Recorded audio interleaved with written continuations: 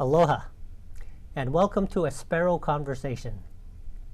I'm Will Espero here at your state capitol, and right now we are right in the middle of our legislative session. We have just begun, as of tomorrow, our mandatory recess break, which means that we're about near the halfway mark. And today my special guest is from the windward side. She's been a state representative for 24 years. State Representative Rep.Thielen. Cynthia, thank you for joining me. Thank you, Willie. Thank you so much for the privilege of being able to be on this show with you. Now, you've been on for over 2 decades. Has being a legislator turned out what you had expected it to be? Even more so, and I'm so grateful for the privilege to be able to be in the legislature. I started as a land use and environmental attorney before I ran for office, and I took a look at how laws were being implemented or not being implemented correctly, and then realized that it would be better to be within the lawmaking body to make sure that we could strengthen our environmental laws. So I ran for office, and I've been in there ever since, and very grateful to the voters for sending me back. So you have won 12 elections to date, right? That's correct. And now you're fortunate enough to be serving in the legislature with your daughter, who serves with me, Senator Thielen. I'm delighted about that. We happen to have different party affiliation, but very much focus on the things that are best for Hawaii, best for our environment, and for our windward side. Do you talk with her often about issues and bills, or do you try to keep politics away from the dinner table?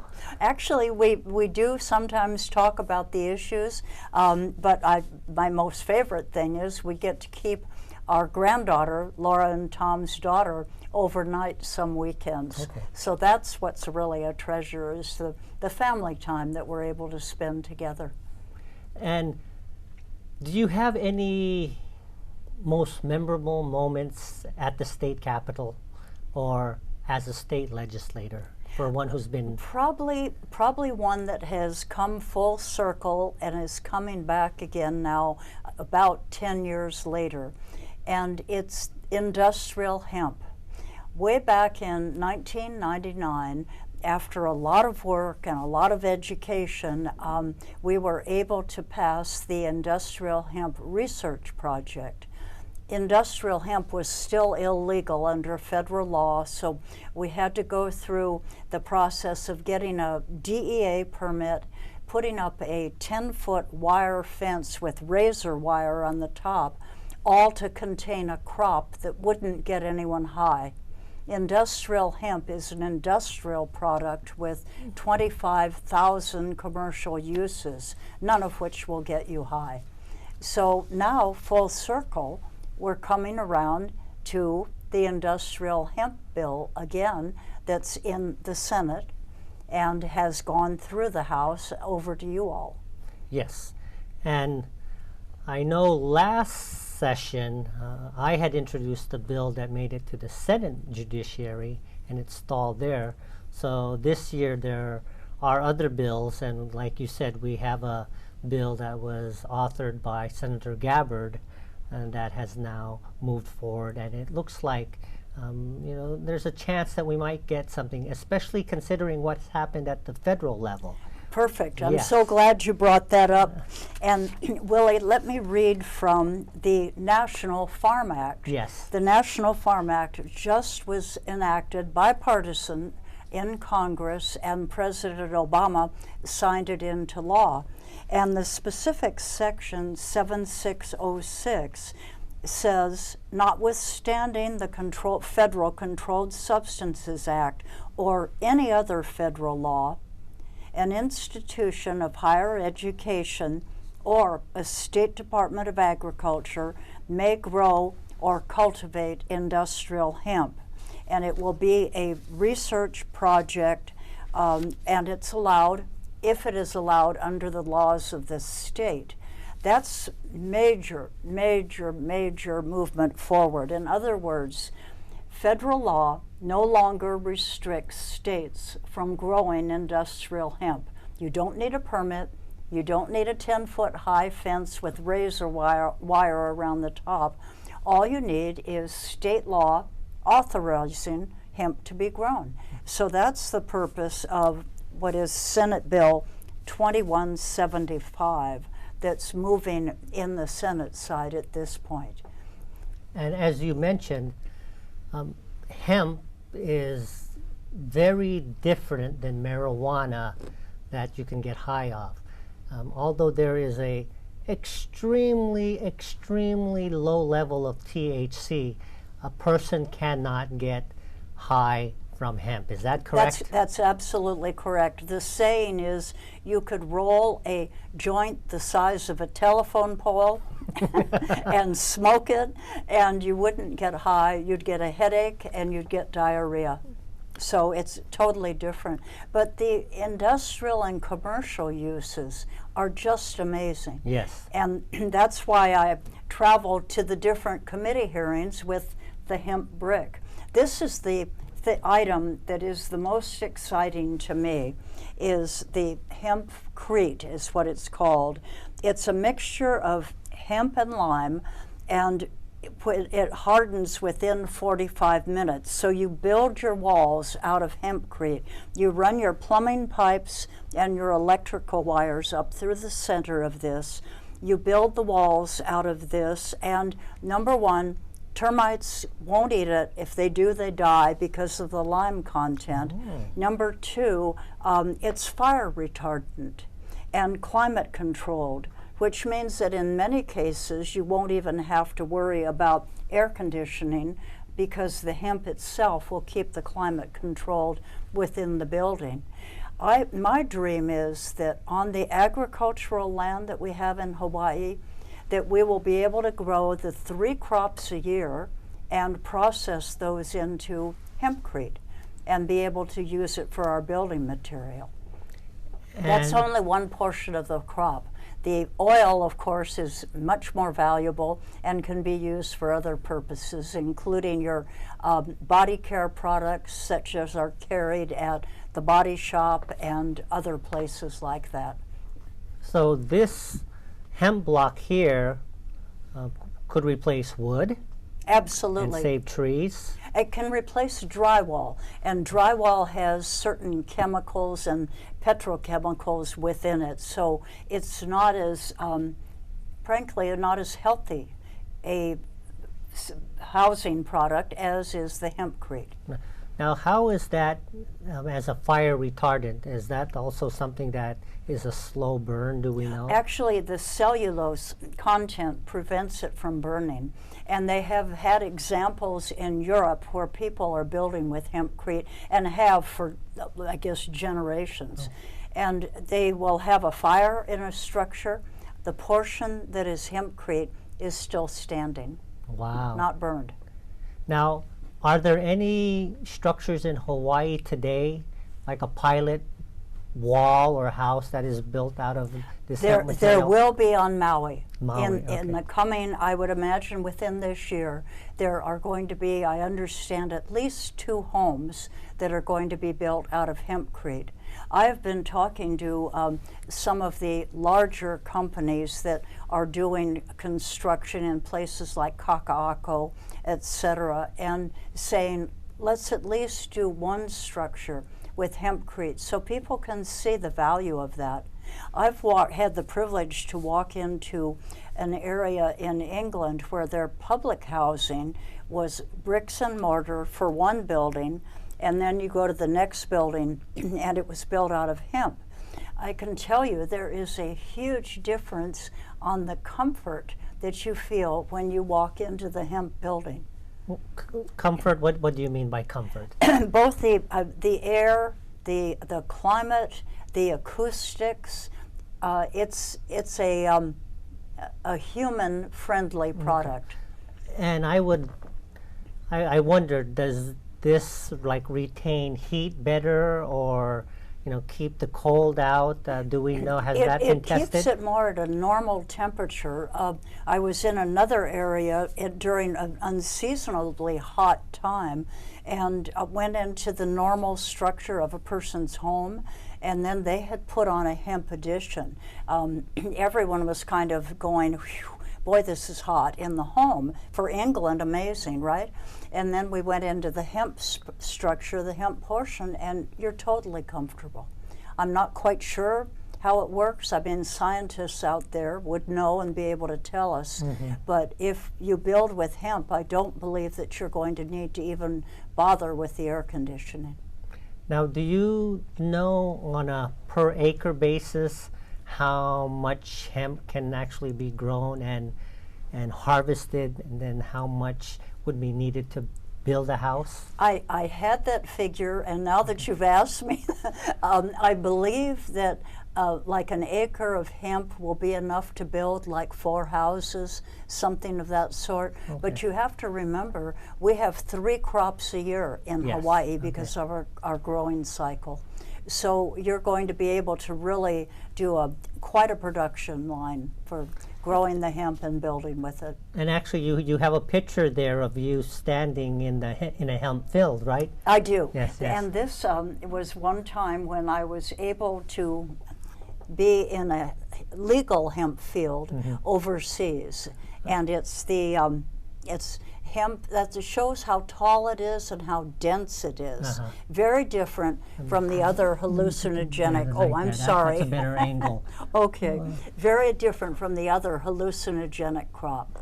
This is a field that here in Hawaii it would be mature within like 90 to 100 days and reach the height of 18 feet in height. And when you look at the field, I had heard that some people were concerned that maybe someone might try to grow marijuana in the field. However, that to me is the most ridiculous comment. Anyone that knows agriculture, you look down at the bottom of this dense hemp field, if you planted something down there, it wouldn't get any sunlight, and you just never would be able to grow or conceal a marijuana crop down at the bottom. All the sun would block out the light to it.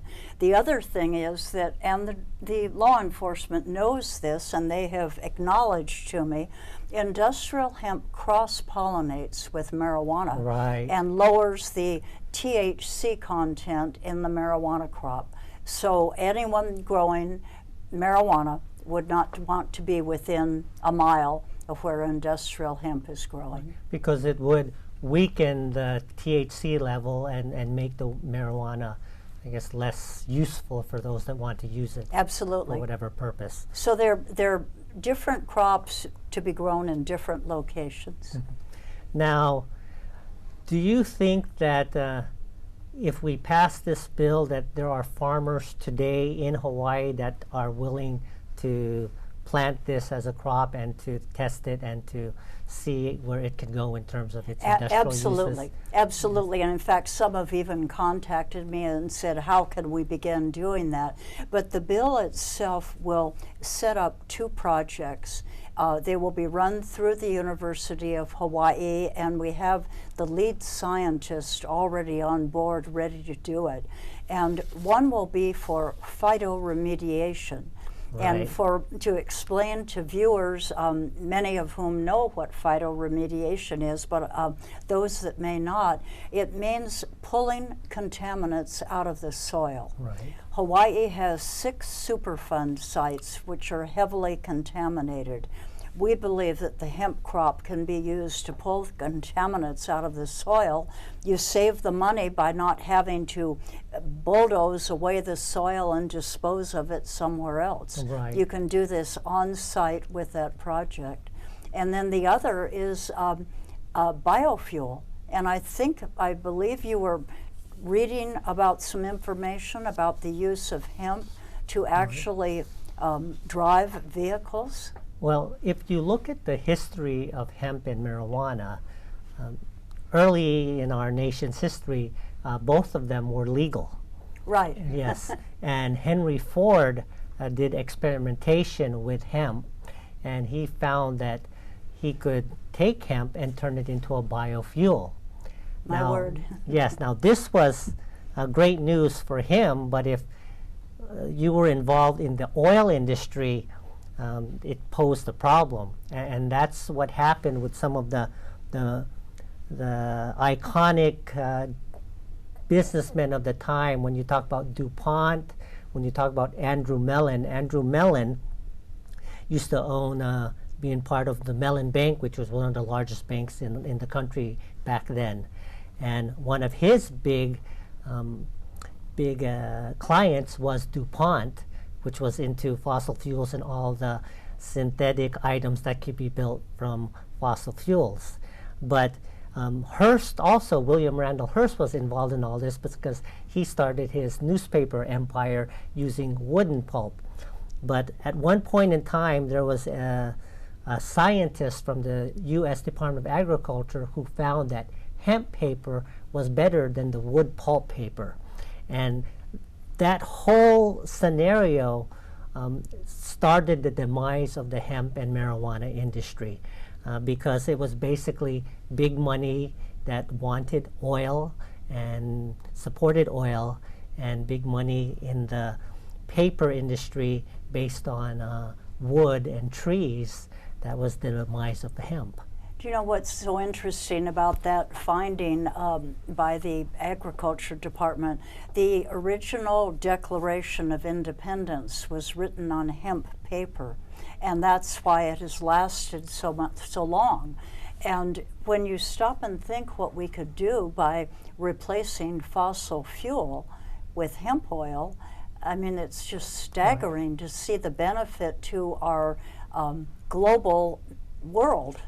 To be able to grow a crop, turn it into a fuel that can power different cars. We know it can power cars because of Henry Ford. Yes. And then to move ahead with that and not use fossil fuel, it's game changing. Yes.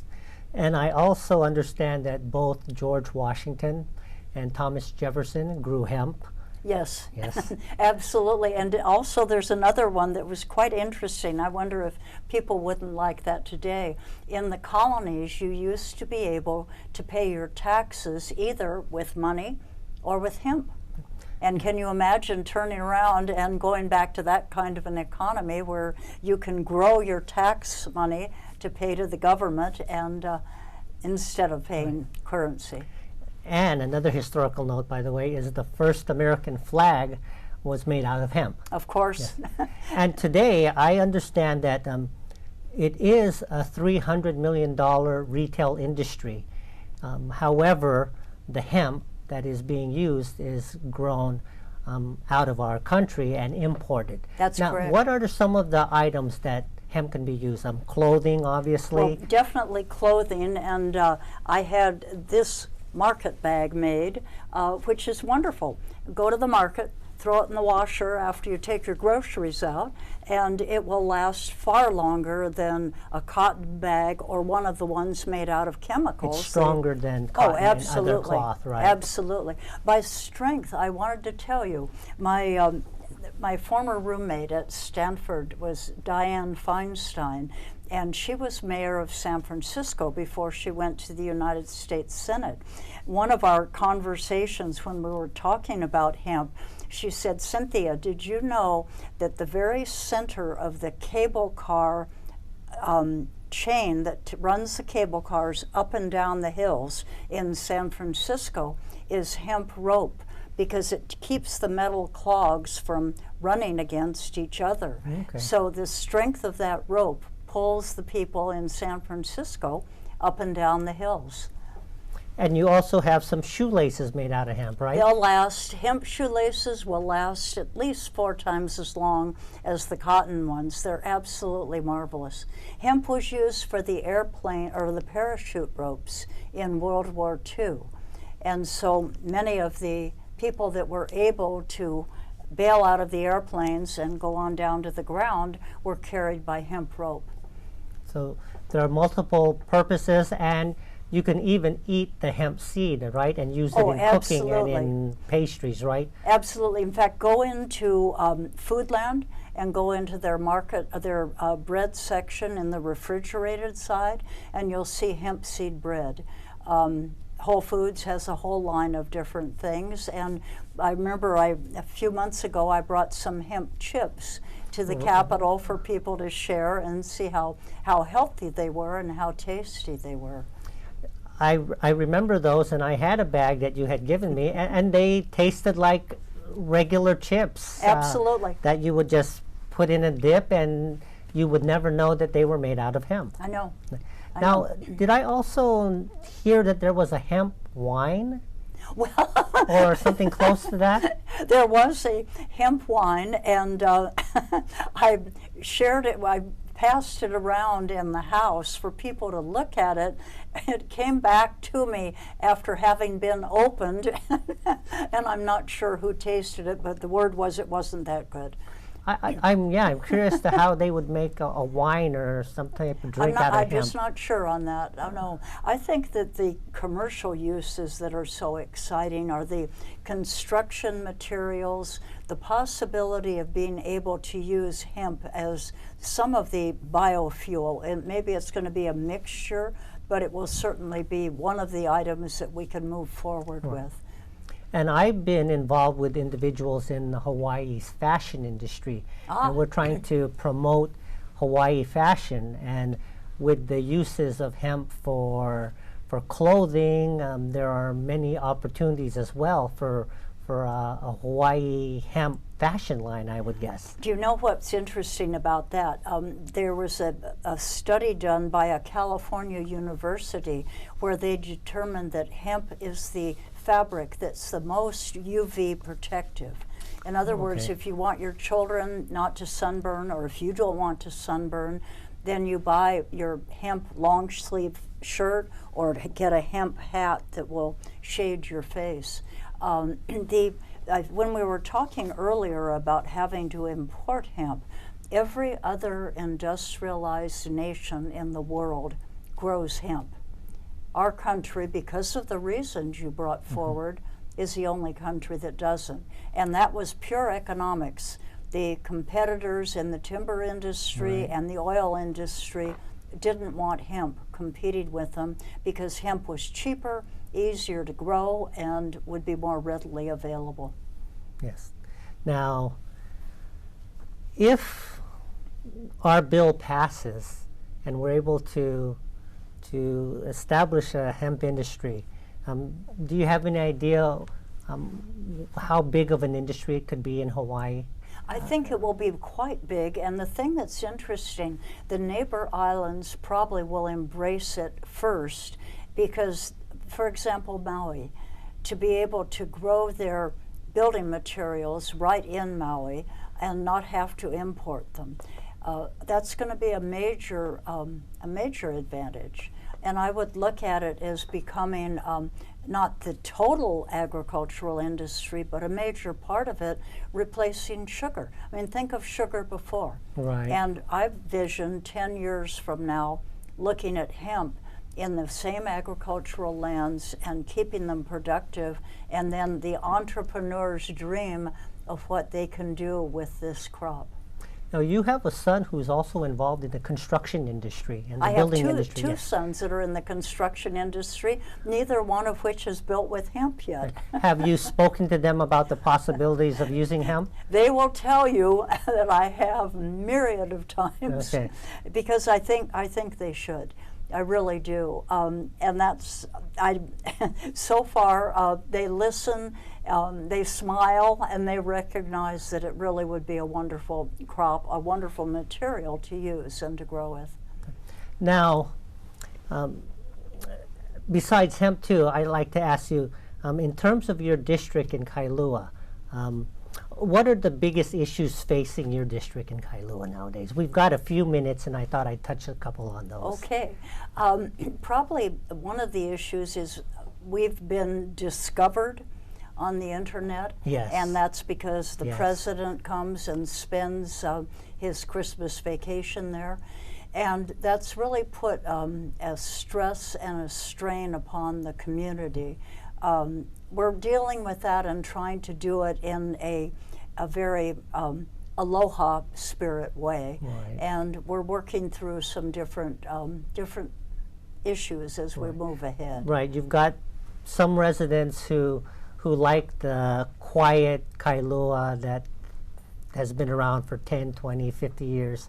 And then you have entrepreneurs and businessmen who say, well, we need to earn a living and provide jobs. Absolutely. And that's the issue, and on how do we balance that, right? And luckily the people in the community are talking with each other and working this through, because things are evolving.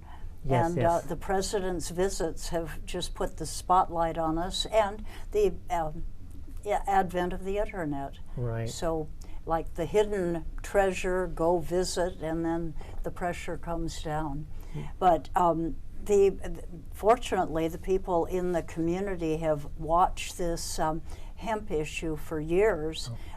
As I go door to door to talk with neighbors, that's many times the most asked question. Is it moving ahead? What's going on? Are we going to be able to actually see that crop be grown in Hawaii? Because I think basically people are well educated now about industrial hemp and know the benefit it can bring to our islands. Right. And they see the economic value. Oh, absolutely. And they understand that it's not a mind-altering drug that's going to have a negative impact on our residents. Absolutely. Very good. Well, Representative Cynthia Thielen, thank you very much for joining me and being on Espero Conversation. And for those that are watching, thank you very much. We will see you next time. Aloha. And if you want to stay engaged at the state capitol, visit capital.hawaii.gov. capital.hawaii.gov, and from there you can track bills, testify on bills, and contact your lawmakers about your opinion and how you feel. We'll see you next time. Aloha.